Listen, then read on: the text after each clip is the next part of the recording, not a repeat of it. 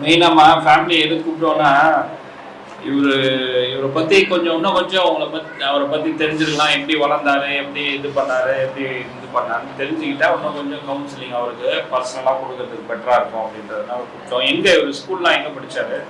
School Bharathi school. எத்தனை வருஷம் எந்த வயசு வரைக்கும் போனாரு? ஃபர்ஸ்ட்டு நாங்கள் எல்கேஜிலேருந்து அனுப்பம்பட்டில் இருந்தோம் சார். வந்து எங்கள் அம்மா வீடு அங்கே தான். எந்த ஊர்? அனுப்பம்பட்டு. எங்கள் மாமியார் எங்கள் வீடு வந்து புதுவாயில். சரி கொஞ்சம் கை எல்லாம் திருவள்ளூர் டிஸ்ட்ரிக்ட்ல தான் இல்லை கிராமம் தான். கை கொஞ்சம் அடிபட்டதுனால இவர் வேலைக்கு போக முடியாததுனால எங்கள் அம்மா வீட்டில் கூட்டிட்டு போயிட்டாங்க. அங்கேயே இருந்துட்டு ஒரு 3 வருஷம் அங்கே தான் படித்தான். கல்வி பூங்கா first stand, LKG UKG first ஸ்டாண்டர்ட்லாம் 4th வரையும் படித்தான். அதுக்கப்புறம் சரி வீட்டுக்கு போயிடலான்னு சொல்லிட்டு இங்கே வந்துட்டு நல்லா படிப்பாரா? படிக்கிறதுலாம் நல்லா. அதுக்கப்புறம் டான் பாஸ்கோவில் சேர்த்து சார் அங்கே படிச்சுருந்தான். அதுக்கப்புறம் கொஞ்சம் அங்கே 10வது 11வதெல்லாம் பாரத்தில் படித்தேன் சார். அப்போ ஏதாவது வித்தியாசம் தெரிஞ்சுதா? ஒரு 10வதுல நல்லா தான் இருந்தேன் சார். அப்போ மார்க் நல்லா எடுத்தாரா? மார்க்கெல்லாம் நல்லா எடுத்தேன் சார். 11வது தான் சார் கொஞ்சம் கஷ்டமாக இருந்தது. குடும்ப சூழ்நிலை கஷ்டமாக, வேலை இல்லை, வேலை கொஞ்சம் கஷ்டன்றதுனால இவனா சொன்ன சமச்சீர் கல்வி தான்மா, எல்லாமே ஒரே இதுதான். நான் கவர்மெண்ட் ஸ்கூல்லேயே படிக்கிறேன், எதுக்கு கஷ்டம், ஃபீஸ் கட்ட முடியலையே அப்படின்னு சொல்லிட்டு அங்கதான் சார் நாங்கள் கவர்பேட்ல அந்த +1 அந்த டைம்ல தான் இவருக்கு அப்படியே கொஞ்சம் பழக்கம். அதுக்கப்புறம் தான் பசங்க அந்த தெரு இங்கெல்லாம் போக மாட்டேன் சார். அதுக்கப்புறமா தான் பக்கத்து தெரு பசங்க ஃப்ரெண்ட்ஸ் கொஞ்சம் இதாச்சு.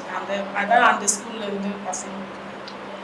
அதுக்கப்புறமா தான் +2ல கூட அந்த அளவுக்கு எனக்கு தெரியல சார். அப்போ என்ன மாதிரி யூஸ் பண்ணதை நீங்க பாத்தீங்க? ஃபர்ஸ்ட் ஒரு மாதிரி வாசனை வந்து சார். நான் வந்துட்டு கேட்டேன், என்னப்பா இது வாசனை, ஒரு ஃபங்க்ஷனுக்கு போயிட்டு வாங்க. அதுக்கப்புறம் இல்லைம்மா ஒன்றும் இல்லைம்மா ஒன்றும் இல்லை. நான் அப்புறம் மறைக்கிறதுக்கு ஆரம்பிச்சு எதுக்கு இது போல பண்ண என்ன அது எனக்கு தெரியல, டிஃப்ரெண்ட்டாக வருது வாசனை கேட்டதுக்கு. நம்ம ஃப்ரெண்ட்ஸ் அந்த அண்ணன் போனோம் ஃபங்க்ஷனுக்கு அப்படின்னு சொல்லி சொன்னேன். அதுக்கப்புறம் கொஞ்ச நாள் விட்டு பசங்க ஃப்ரெண்ட்ஷிப் சரி இல்லாமல் அது டிஜிஎஸ்ல தான் படித்தான். காலேஜ் படித்தான். காலேஜ் முடிச்சுட்டு காலேஜ் ஜாயின் பண்ணி முடிச்சிட்டாரா? முடிச்சிட்டேன் சார். அது அரியர் எல்லாம் முடிச்சிட்டாரு. ஆனா அப்பத்திலே காலேஜ் டைம்லயும் கொஞ்சம் பழக்கமா இருந்தது. தெரியல, நமக்கு தெரியல. அப்புறம் காலேஜ் எல்லாம் முடிச்சு வீட்டுல தோணிதான் அதுக்கப்புறம் தெரிய ஆரம்பிச்சு. அதிகமா குடிப்பாரா இல்ல வேற என்ன பண்ணுவாரு? குடிப்பா சார். பொறுத்தவரைக்கும் அதிகமா குடிச்சுக்கிறது தான் குடிப்பா. அதிகமா குடிக்கிறப்போ அவனுக்கு என்ன செய்யறான்னா அவனுக்கே தெரியாது. எங்கன்னா விழுந்துட்டு இருப்பான், ஆக்சிடென்ட் ஆகிடும். போயிட்டு பைக் எதுனா அவனுக்கு எதுவுமே இங்கே கிழிஞ்சிடுச்சு போயிட்டு அது போயிட்டு தையல் போட்டோம். அதுக்கப்புறமா இது கை கொஞ்சம் இதுவாக போயிடுச்சு. அதுக்கப்புறம் அதுக்கு ட்ரீட்மெண்ட் பார்த்தோம். வண்டி உடச்சிடுவான்.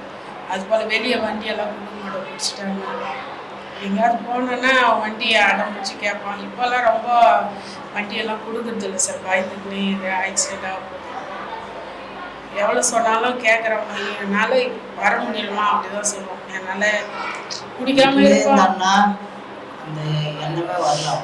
வீட்லேயே இருப்பா சார். வீட்டில் ஒரு வாரம் இருந்தாலும் பயமுறுத்தணும்னா ஒரு வாரம் இருப்பா சார். வெளியே போனால் உடனே முடிச்சுட்டு சார். வேலைக்கு போகணும் செய்யணும் இதெல்லாம் எதுவுமே இல்லை. அதுக்கப்புறம் வெளியே ஒரே நாள் வெளியே போயிட்டு வந்தாலும் அந்த அன்னைக்கு அவரே போறதுக்கு பயந்துட்டு வேணாம்னு தான் அப்படி இருக்காரு. சம்டைம்ஸ் அதுவும் பண்ணுவாங்க. ஆளுக்கால் எடுக்கிறவங்க ஒரு ஸ்டேஜில் விடணுன்றதுக்காக ஒரு ரூமில் உட்காந்துட்டு எப்படியாவது முயற்சி பண்ணி பார்ப்பாங்க. ஒரு வாரம் இருப்பாங்க, அதுக்கப்புறம் இருக்க முடியாது. வெளியே போனோடனே பசங்க இப்போ கேட்குறாங்கன்னா தலையை தூக்கிட்டாங்க, இல்லை ஹாஸ்பிட்டலில் சேர்த்துருக்குறேன்டா, ஏன் போல என் பிள்ளைய சாவடிக்கிறதுக்கா நீங்கள் இது போல் பண்ணுறீங்க அப்படின்னு சொல்லிட்டு கேட்டேன் சார். நான் தலை இல்லை காணுங்க அப்படின்னு சொல்லிட்டு கேட்டேன். காலையில் கூட பையன் கேட்பான் சார். இவன் காசு எடுத்து எத்தனை பசங்க உங்களுக்கு? ஒரு பையன் பொண்ணு என்ன பண்றாங்க? பொண்ணு ஈபியில் வேலை செய்வாங்க.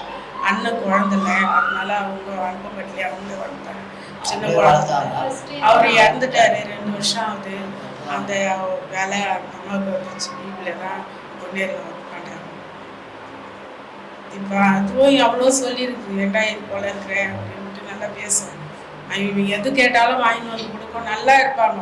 அந்த குடிச்சாதான் அதையும் தொல்லை பண்ணுவோம், அதை கொடு காசாக. காலேஜ் முடிச்சாரு, ஏதாவது வேலைக்கு போறது அந்த மாதிரி அது எவ்வளோ சொன்னேன் சார். நாங்கள் காலேஜ் உடனே வேலைக்கு போவோம்.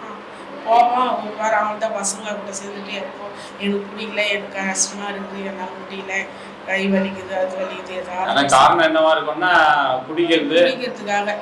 எங்க போய் வேலைக்கு போறது? அதுக்கப்புறம் காலையில குடிச்சிட்டா மதியானம் காலையில் குடிச்சிட்டா, நைட்டில் குடிச்சிட்டா நான் காலையில் எழுந்திரிக்க முடியாது. ஸோ அந்த குடி நோயை பற்றி நீங்களும் தெரிஞ்சுக்கணுமா? இன்னொரு நம்ம அவரை பற்றி தெரிஞ்சுக்கிறது, இன்னொன்று நீங்களும் அந்த குடி நோய்னா என்ன அப்படின்றத தெரிஞ்சுக்கிட்டீங்கன்னா ஈஸியாக டேக்கிள் பண்ண முடியும். இல்லாட்டி என்ன ஏது ஏதோ குடிக்கிறான், நம்ம இப்போ அம்மா கூட சொல்கிறாங்க பாருங்க, பக்கத்து வீட்டுக்காரன் அவங்களால தான் கெட்டு போயிட்டாப்புல, ஃப்ரெண்ட்ஷிப்பால தான் கொடுக்குறாங்க. அது ஒரு காரணம். அந்த நேரத்தில் ஃப்ரெண்ட்ஸ் என்ன நினைப்பாங்கன்னா, ஏதோ சும்மா ஜாலிக்கு குடிக்கலாம் அப்படின்ற ஒரு எண்ணத்தில் என்ன பண்ணுறாங்க, இந்த இளைய சமுதாயத்தில் என்ன பண்ணுறாங்கன்னா, சரி ஒரு நாள் அப்படியே போய் கொஞ்சமாக குடிப்போம் அப்படின்னு குடிக்கிறாங்க. அதில் சில பேர் மாட்டிக்கிறாங்க. இந்த மாதிரி அவங்களுக்கு வந்து அடிக்ஷன் அப்படின்ற ஒரு குடி நோயின்றது உள்ளே இருக்கிறதுனால பிரெயினில் என்ன ஆகும்னா, சில பேர் இவங்க செட்லேயே பார்த்தீங்கன்னா எல்லாரும் அப்படியே குடிச்சுலாம் இருக்க மாட்டாங்க. சும்மா அவங்க வேலைக்கு போயிட்டு ஏதோ ஒரு சாயந்தரம் வந்து இவங்க கூட ஏதாவது கொஞ்ச நேரம் ஒரு நாள் பண்ணுவான், ஒரு நாள் பண்ண மாட்டான், தீபாவளிக்கு பண்ணுவான், பொங்கலுக்கு பண்ணுவான். இவரு தான் டெய்லி பண்ற ஒரு இதுக்கு போயிடுறது. அதனால இவரோட பிரெயின்ல தான் அந்த அடிக்ஷன் பேட்டர்ன் இருக்குது, அந்த குடி நோய்க்கான ஒரு பாதிப்பு இருக்குது. ஸோ அந்த பாதிப்பு ஆனதுக்கப்புறம் நம்ம வந்து அவரை வந்து நார்மலாக அப்படியே ட்ரீட் பண்ணிடலாம், வீட்லேயே வச்சு குணப்படுத்திடலான்னு பண்ண முடியாது. இந்த மாதிரி டி அடிக்ஷன் சென்டரில் நம்ம போடணும். அதை ஃபஸ்ட்டு ஒரு மாதம் நாங்கள் என்ன பண்ணோம்னா டீடாக்சிஃபிகேஷன் சில மாத்திரை, இப்போ சைக்காட்ரிஸ்ட் பார்த்து அவங்க சில சமயம் பேசி அவர்கிட்ட சில மாத்திரையெல்லாம் கொடுத்துருக்காங்க தூங்கிறதுக்கு. அவர் உடம்புல இருக்கிற அந்த ஆல்கஹால்லாம் கொஞ்சம் கொஞ்சமாக சாப்பிட வெளியே வந்து நல்லா தூங்க ஆரம்பிச்சிருவாங்க. அந்த மாதிரி ஒரு ஸ்டேஜுக்கு ஒரு மாதம் இருக்கும். அந்த ஒரு மாதம் நடுவில் போய் ஏதாவது அவர்கிட்ட சொன்னீங்கன்னா அப்படி ஒன்றும் பெருசாக அவர் நம்ம சொல்கிறத கேட்டு இது பண்ண முடியாது. அதுக்கடுத்த மாதம் தான் ஓரளவுக்கு நம்ம சொல்கிறத அவர் வந்து நீங்கள் சொல்கிற மாதிரி அட்லீஸ்ட் காது கொடுத்து கேட்பாங்க, இவர் என்ன சொல்கிறாரு, நமக்கு என்ன யூஸ்ஃபுல்லாக இருக்கும் அப்படின்னு கேட்க ஆரம்பிப்பாங்க. அப்புறம் 3வது மாதம் நாங்கள் அந்த மீட்டிங்ஸ்க்கு அனுப்புறது, இவரை கொஞ்சம் கிளாஸஸ்லாம் எடுக்கிறது, அந்த மாதிரி நிறைய விஷயங்கள் பண்ணி ரெடி பண்ணிடுவாங்க. ஸோ அந்த மாதிரியான ஒரு தெரப்பிலாம் கொடுத்து வெளியே அனுப்பும் போது அவங்களுக்கு ஒரு சப்போர்ட்டிவாக இருக்கணும். நம்ம என்ன சப்போர்ட்டிவாக இருக்க முடியும் அப்படின்னு பார்த்தீங்கன்னா, இந்த குடி நோயிலேருந்து வெளியில் வரவங்க ஒரு கடுகளவு கூட ஒரு ஸ்பூன் அளவு கூட திருப்பியும் அந்த ஆல்கஹாலை எடுத்துடக்கூடாது. திருப்பி எடுத்தாங்கன்னா என்ன ஆகும்னா பழைய மாதிரி திருப்பியும் குடிக்க ஆரம்பிச்சிருவாங்க. காலையில் மத்தியானம் நைட்டுன்னு அந்த சைக்கிளில் போய் மாட்டிப்பாங்க. ஸோ அதனால் வந்து கொஞ்சம் கூட குடிக்கக்கூடாதுன்றத அவர்கிட்டையும் சொல்லுவோம், நீங்களும் தெரிஞ்சுக்கணும். ஏன் அப்படின்னு சொன்னால் நம்ம என்ன நினைப்போம்னா, சரி ரொம்ப நாள் ஆச்சு, ஒரு 6 மாதம் ஆச்சு, ஒரு 6 வருஷம் ஆச்சு, இவன் குடிக்காமல் இருக்கிறான், ஏதோ ஃப்ரெண்ட்ஸு கூப்பிட்றாங்க போயிட்டு வரட்டுமே அப்படின்னு நினைப்போம். ஆனால் அங்கே போய் கொஞ்சமாக குடிக்க ஆரம்பிச்சாருன்னு வச்சுக்கோங்க, திரும்பி இதே இதில் மாட்டிப்பார். அதனால இவருக்கு வந்து லைஃபுக்கும் இவர் குடின்ற பக்கமே போகக்கூடாது. போனால் பிரெயின் என்ன பண்ணோம்னா அந்த தூண்டுதலில் உற்பத்தி பண்ணி டக்குன்னு அவர் அடிக்ஷன் பேட்டர்னில் எடுத்துன்னு போய் அப்புறம் இதே கதை தான், ரோட்டில் படுக்கிறது, சண்டை போடுறது, வீட்டில் வந்து காசு எடுக்கிறது, எல்லாத்தையும் எடுத்துட்டு போகிறது, அந்த மாதிரி ஒரு பிரச்சனையாகும். சரிங்களா? அதனால் ஒரு துளி கூட குடிக்கக்கூடாதுன்னு அவருக்கும் சொல்லி அனுப்புவோம், உங்ககிட்ட சொல்கிறோம். அது எப்படி குடிக்காமல் இருக்குதுன்றதுக்கு தான் சப்போர்ட் குரூப்னு இருக்குது. சாயந்தரம் இப்போ இவரோட நண்பர்கள்லாம் வந்து பார்த்தீங்கன்னா இவரை தேடுறாங்கன்னு சொல்கிறீங்க, தலை எங்கன்னு சொல்கிறாங்கன்னா அது எதுக்கு தேடுறாங்கன்னா, சாயந்தரம் குடிக்கிறதுக்கு வருவாரா அப்படின்னு தேடுறாங்க. சரியா? ஒரு 4 நாள் அவனை காணோம். ஒரு பையனை அனுப்பி, அங்கே சொந்தக்கார பையனை அவனை அனுப்பிட்டு அவன் வீட்டாண்டியே அப்படியே சுற்றி பார்க்குறான். அதுக்கப்புறம் அவங்க அம்மா கேட்டாங்க, எங்கே அஜித் எங்கன்னு சொன்னாங்க. இல்லை ஹாஸ்பிட்டலில் சேர்த்துருக்கோம். சரி நல்லது அப்படின்னு சொல்லி அதுக்கப்புறமா இல்லை இருக்கு. ஸோ அவங்க கூட போய் திருப்பியும் சேர்ந்தாருன்னா கண்டமாயிடுவார். அதையும் சொல்லி அனுப்புவோம். யூசிங் ஃப்ரெண்ட்ஸு அப்படின்னு சொல்லுவான். அதாவது குடிக்கும் போது இருக்கிற ஃப்ரெண்ட்ஸை வந்து போய் பார்க்காத.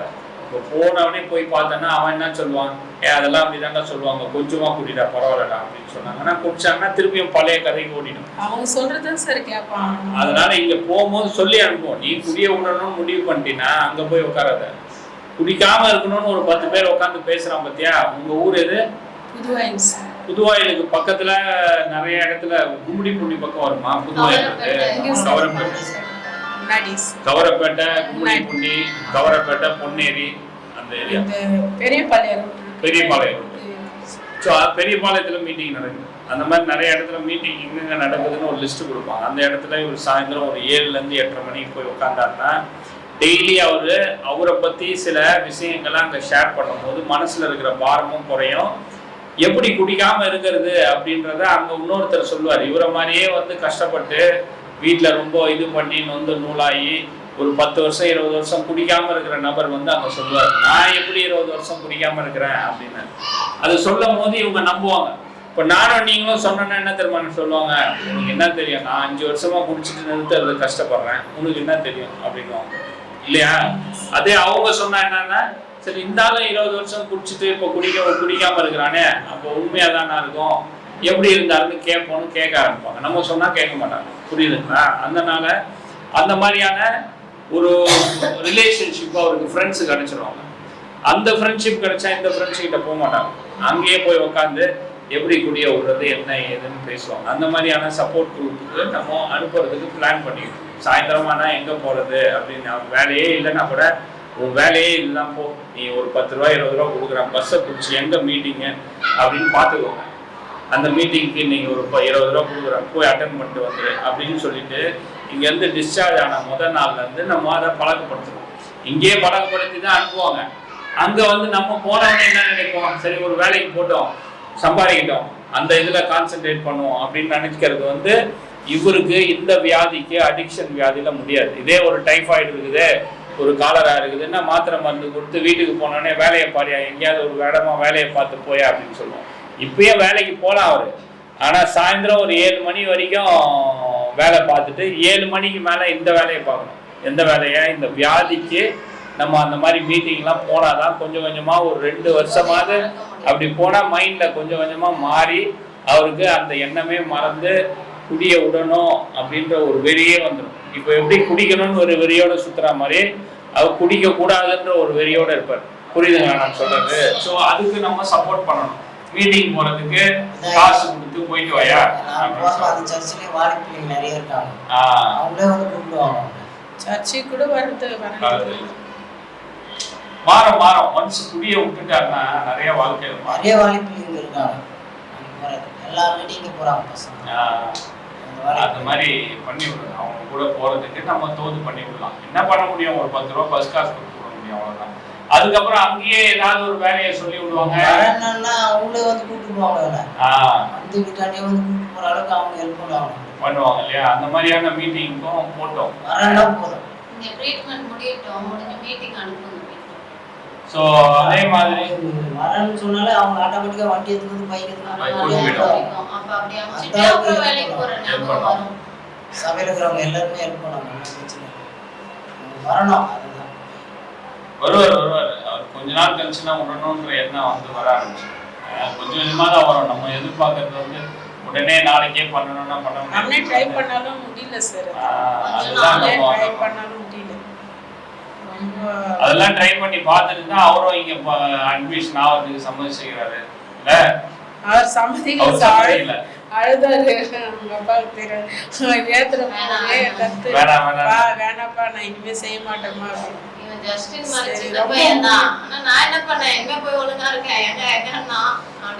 முடியல, அவனால ஒன்றும் முடியல சார். அதனாலதான் நல்ல வேலைக்கு உடம்பு போயிடும்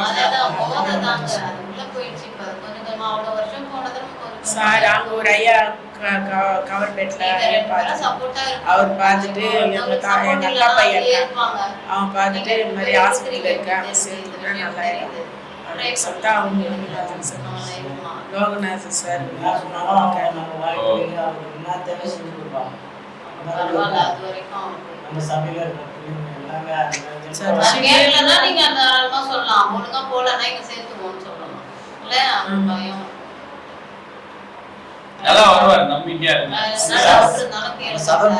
போயிட்டாலே நம்ம சந்தோஷமா இருப்போம். அவனுக்கு நல்லா இதுவாயிடும்.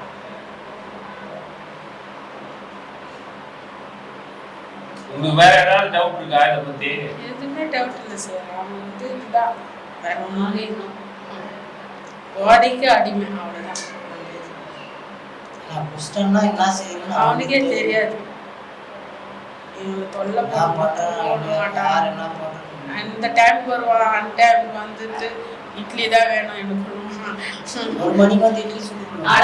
நானே செஞ்சு கொடுப்பேன். சரி குழந்தை குடிச்சிட்டு இருக்க, சரி வயிறு ஏதாவது ப்ராப்ளம் ஆகுதுட்டு நேற்றுக்கு செஞ்சு அவன் கேட்க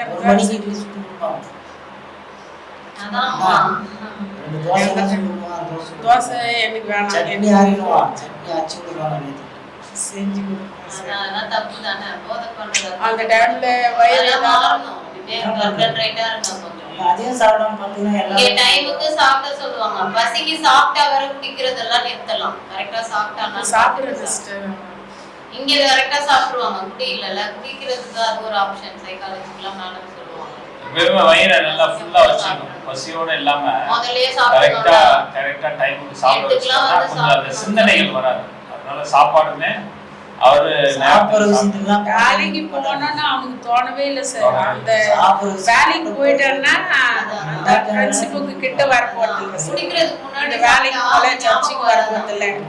காலையில நாங்க எங்களை சொல்லுவோம் டைம் ஆகுது கிளம்புறோம், 4 மணி ஆயிடுச்சுமா டைம் ஆகுது சர்ச்சுக்கு கிளம்பியாங்க.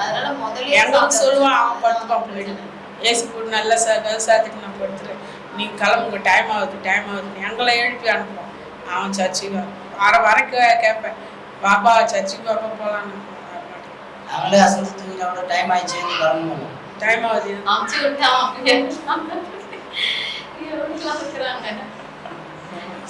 அதான் இனிமே அப்படி நிறைய இருக்க மாதிரி வேலைக்கு சாப்பிடணும், வேலைக்கு இது பண்ணணும். ஒரு 2 வருஷம் கொஞ்சம் போராட்டம் இருக்குமா, பயப்படாம நம்ம போராடி அவரை வெளியில எடுத்துக்கணும். ஏன்னா நம்ம அந்த அடிக்ஷன் அப்படின்ற நோய் வந்து நம்ம நினைக்கிற மாதிரி சிம்பிளான நோய்.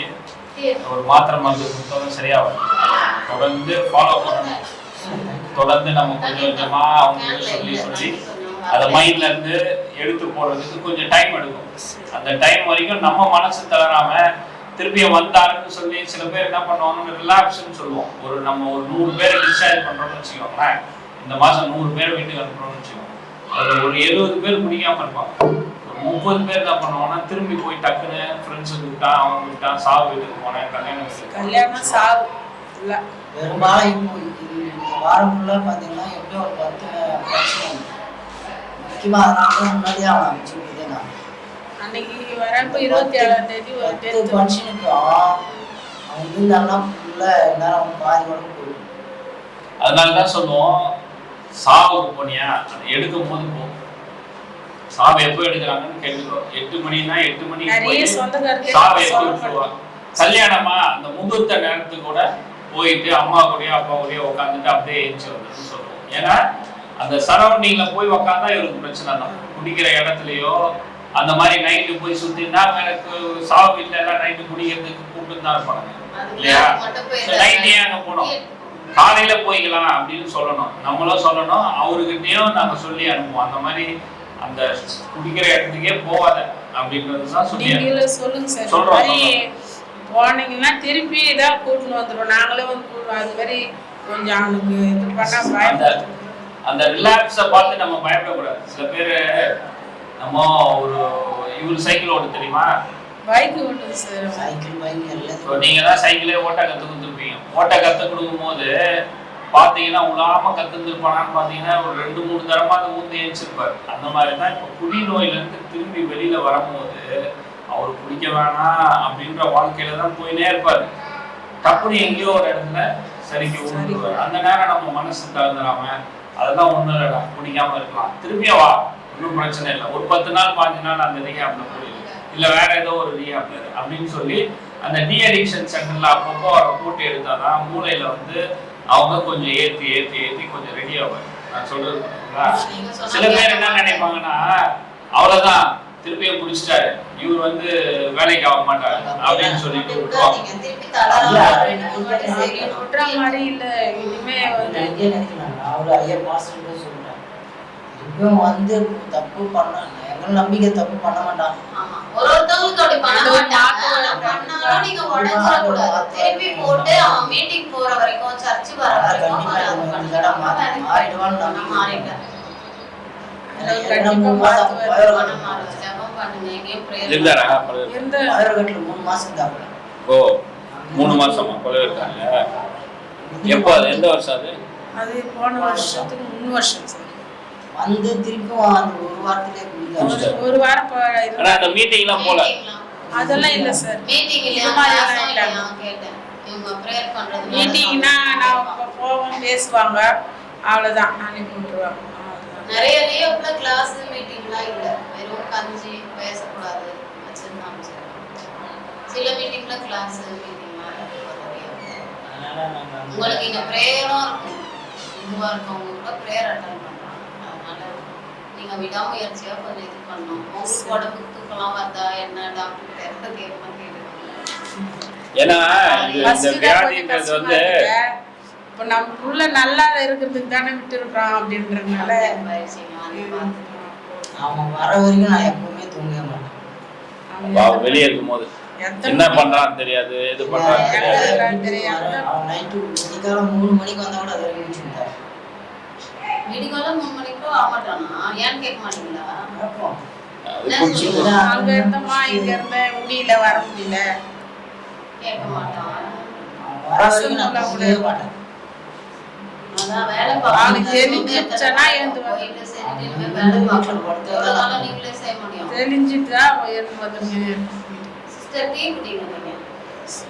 அதான் இது வந்து நம்ம ஃபேமிலி டிசீஸ்னு ஏன் சொல்லுவோம்னா, இப்போ அவருக்கோசம் நம்ம தூங்காம இருக்கிறோம் பாருங்க வீட்டில். அந்த மைண்ட் லெவல்ல அப்படியே பழகிடும். அவரு குடிக்கு அடிமையான மாதிரி நம்ம வந்து ஒரு இது இருந்தாலும் ஒண்ணுமே இல்லாத மாதிரி நல்லா ஒண்ணுமே இல்லை. அவ்வளவுதான், அததான் நினைச்சுக்கிறேன். உண்மையாவே அவரு இல்லைன்னா என்னால இருக்க முடியாது அந்த இடத்துல. அதனால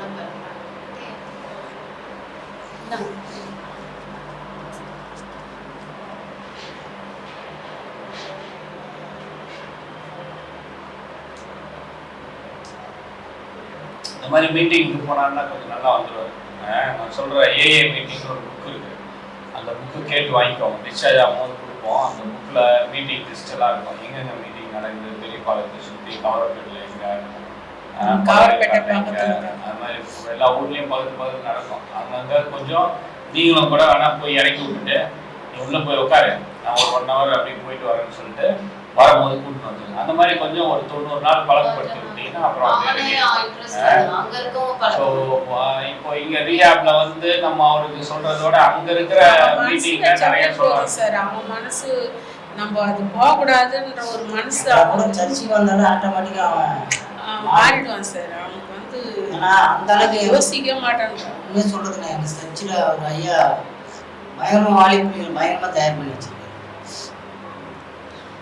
இங்க ஆனா அந்த பாஸ்டர் வந்தப்ப எல்லாரும் மேடம் ரொம்ப தேங்க்ஸ் நீங்க எடுக்கிறீங்க சவுண்டா பேசினார். ஒரு பாஸ்டர் ஏஜானவர், அவர் எப்ப கூட்டு வருவீங்கன்னு எல்லாரும் என்கிட்ட ஒரே விண்ணப்பம், ஒரே ஒரு வாட்டி அந்த அளவுக்கு தயார்படுத்துவாரு. இங்க வந்து அதை கேட்கணும்னு தோணுது இல்ல எல்லா பேஷண்ட்டுமே அவர் பேசுறது நல்லா எல்லாருமே நல்லா இருக்கணும் தாங்க. வலிக்கிறப்போ அப்படியே ஒரு மாதிரி பண்ணுவான். ஆமா நீ சர்ச்சுக்கு வந்துறது சும்மானா என்னடா ஏமாத்தினீங்க. இங்க உள்ள சும்மாவே இருக்காங்கல்ல, குடியும் இல்ல. அப்ப யோசிக்கும் நல்லது தெரியுது, வெளியே போனா மறந்துடுறது. அப்ப நம்ம சப்போர்ட் பண்ணணும். இதே அப்படியே அவனாட்டி கேட்பேன், நம்ம எங்கேயாவது போயிடலாமா, இந்த ஊர் விட்டு எங்கேயாவது போயிடலாம், அப்படியே போயிடலாமா, கடை வச்சிருக்கோம், சரி அதெல்லாம் பரவாயில்ல எல்லாத்தையும் நம்ம எங்கேயாவது போயிட்டா கூட கொஞ்சம் வாடகை கொடுத்து கூட நம்ம வேற எங்கன்னா இருந்துக்கலாம் அப்படின்னு கூட கேட்போம். அது கூட அதெல்லாம் வேணாமா, அது நமக்கு வந்து கரெக்ட் கிடையாது. என்னன்னா அந்த ஊர்ல போனாலும் 4 இடம் இருக்கதான் செய்யும், டாஸ்மார்க் இருக்கும், 4 தெருவில் 4 பசங்க இருக்கதான் செய்வாங்க. அது வந்து எல்லா ஊர்லயும் அதுக்கப்புறம் நான் ஐயா சொல்லி நம்ம தான் ஒரு முடிவு பண்ணா இருக்கிற இடத்துல தான் நம்ம இது பண்ணலாம். நீங்க வந்து அதெல்லாம் இது பண்ணாதீங்க, நம்ம இருக்கிற மனசதான் மாத்தணும். மனசை மாத்தி ஆண்டவருக்குள்ள வரணும், மீட்டிங் போகணும், வேலைக்கு போகணும், அம்மா அப்பா பார்க்கணுன்ற பொறுப்பு மனமாற்றம் வரணும். குடிய விட வர ஆரம்பிச்சு அவர் 3 மாசம் விட்டாருனாலே மைண்டு கொஞ்சம் கொஞ்சமா யோசிக்க ஆரம்பிக்கும். நம்ம என்ன பண்ணிடுறோம்னா சரி இவனை திருந்த மாட்டான் விட்டுறோம். சில பேர் விட்டாங்கன்னா அவ்வளவுதான், அது லிவர் போய் கொஞ்ச நாள் கேட்காமே விட்டுட்டாரு சார். கொஞ்ச நாள் எப்படியாவது போட்டோம், ஆண்டவர் மாற்றுவார். நானும் அப்படிதான் ஒரு சில டைம் கவர்மெண்ட்டு கத்துருமே எப்படியாவது மாற்றுவார் இன்னும் விசுவாசமா. அப்படி ரொம்ப பிரச்சனை அதிகமா ஆவா இவனால இது. அதுக்கப்புறமா ஐயாட்ட சொல்லிட்டு என் சுகுமார் அக்கா பையன் அவன் கவர்பேட்டில் இருக்கிற போல வேலை செய்ய அவன் இது பண்ணிட்டான். பாஸ்டர் சொல்லி நான் அந்த லிஸ்ட் எல்லாம் தரேன், தைரியமா இருங்க, நல்லாயிடும். அதான் ஒரு வாட்டி ஏற்கனவே பழவேர் கார்டில் போட்டிருக்கீங்க, 2வது வாட்டி இங்கே நம்ம ரெடிஸில் ட்ரீட்மெண்ட் கொடுத்துட்ருக்கோம். கண்டிப்பாக நல்லா வரும், தைரியமா இருங்க நீங்கள், சரிங்களா? வேற ஏதாவது டவுட் இருக்கா? இல்லை சார், நல்லா வந்துட்டாவே போதும் சார். வந்துடுவார் தைரியமா இருங்க. கூட சொல்லுவேன், எங்கள் அண்ணன் பசங்களாம் சொல்லுவாங்க, நீ வேலைக்கு கூட போத்துறேன் கூடவே. அப்படி சொல்லாதீங்க, உங்க காலத்துக்கு அப்புறம் வேலைக்கு போவாங்க. இல்லை அவனும் சொல்லுவாங்க, நான் வேலைக்கு போத்தல, சும்மா எந்த பழக்கம் இல்லாத வீட்டுல இருக்கு, என்ன தேவை நாங்க வாங்கி அந்த மாதிரி பசங்களை இவரை சாயந்தரம் மீட்டிங் எடுத்துன்னு போய் விட்டுட்டு எங்களா கூட இருக்கு. அன்னைக்கு வரல, எப்படி இருக்கிறோம் எப்படி போறோம், அது அவங்க கூட இருக்கிறது இவருக்கு செட் ஆகாது. ஏன்னா இவரு கூட இருக்கிறவங்க எப்படி இருக்கணும்னா இவரை மாதிரியே தண்ணி அடிச்சு கஷ்டப்பட்டு விட்டாங்க பார்த்தீங்களா, அந்த மாதிரி நண்பர்கள் சொல்லும் போது தான் இவங்க கேட்பாங்க. நானும் நீங்களும் சொன்னீங்கன்னா ஒரே வார்த்தையில் என்ன சொல்லுவாங்கன்னா, நீ குச்சி பார்த்துருக்கியா, குச்சி நிறுத்தி பார்த்துருக்கியா, எப்படி இருக்கும் தெரியுமா அப்படின்னு சொல்லி நம்மளே கேள்வி கேட்பாங்க. இப்போ அவங்கன்னா கேட்க முடியாது. நானும் உன்ன மாதிரி 10 வருஷம் குடிச்சிட்டு தான் விட்டவன், நான் சொல்றதை கேளுன்னு புரியுது நான் சொல்றது. ஸோ அதனால நம்ம என்ன நினைப்போம்னா சர்ச்சுக்கு வந்தா சரியாயிடும், சர்ச்சுக்கு வந்தா, சர்ச்சில் அந்த மாதிரி ஆளுங்க இருக்க மாட்டாங்களே. அரை ஒருத்தர் இருப்பாங்க சாட்சி சொல்லுவாரு, ஆனா அங்க வந்து 10 பேர் மீட்டிங்ல வந்து அவங்க கிட்ட நீங்க பேசவே முடியாது. இவரை மாதிரி அவங்க வயசுல, அவங்க இதே வயசுல நான் 10 வருஷம் 20 வருஷம் எங்க அப்பா அம்மாவை கஷ்டப்படுத்திட்டு தாண்டா வந்தேன், எனக்கு தெரியும்டா உன்னோட வழி என்னன்னு எனக்கு தெரியும், நான் சொல்றதை கேளுன்னும் போது அவருக்கு புரியும். அந்த மாதிரி ஆளுங்க சொல்றதை கேட்பாங்க. நம்ம எடுத்துட்டு போய் சர்ச்சில் வச்சு சொல்லும் போது அவங்களுக்கு அது பிடிபடாது. கூட்டின்னு போகலாம், சர்ச்சில் வாரத்துக்கு ஒரு முறை வாடான்னு கூட்டின்னு போகலாம், தப்பு கிடையாது. ஆனால் டெய்லி எடுத்துன்னு போய் கூட்டின்னு போனால் மாறிடும் அப்படின்றது வேணா. ஆனால் அங்கே போய் சொல்லும் போது அந்த மீட்டிங்கில் வந்து ஒரு நம்பிக்கை வரும். எப்படி நம்பிக்கை வரும்னா, இந்த ஆளும் 10 வருஷம் குடிக்காமல் இருந்திருக்கானே, நம்மள மாதிரியே தானே வாழ்க்கையில் கஷ்டப்பட்டுருக்கான், இந்த ஆளும் குடிக்காமல் விட்டுருக்கான், அப்போ நம்மளால முடியும் போல இருக்கு அப்படின்னு ஒரு தைரியம் வர ஆரம்பிக்கும். அப்போ ஒரு நாளா விட்டு பல வருஷம் இவரும் குடிக்காம இருக்கிறதுக்கு நிறைய வாய்ப்புகள் இருக்குது. அதனால நீங்க வந்து நான் சொல்ற மாதிரி இங்க இருந்து போனவனே வெளியில போகும்போது அந்த மீட்டிங்லாம் எங்கெங்க நடக்குதுன்னு தெரிஞ்சு வச்சுக்கிட்டு அங்க சாயந்தரம் எடுத்துட்டு போய் விடுங்க. இந்த வாட்டி மாத்தி பண்ணிப்பான். இப்போ போன வாட்டி பழவேர் கார்டுல இருந்து வந்து ஒரே வாரத்துல குடிச்சிட்டாருன்றீங்க, இந்த வாட்டி நாங்களே அந்த மாதிரி மீட்டிங் எடுத்துட்டு போய் அவரை வந்து சப்போர்ட் குரூப்போட சேர்த்து தான் விடுவோம். நீங்களும் அதை தெரிஞ்சு வச்சுக்கிட்டு அந்த மாதிரி பண்ணுங்க, சரிங்களா? Wow.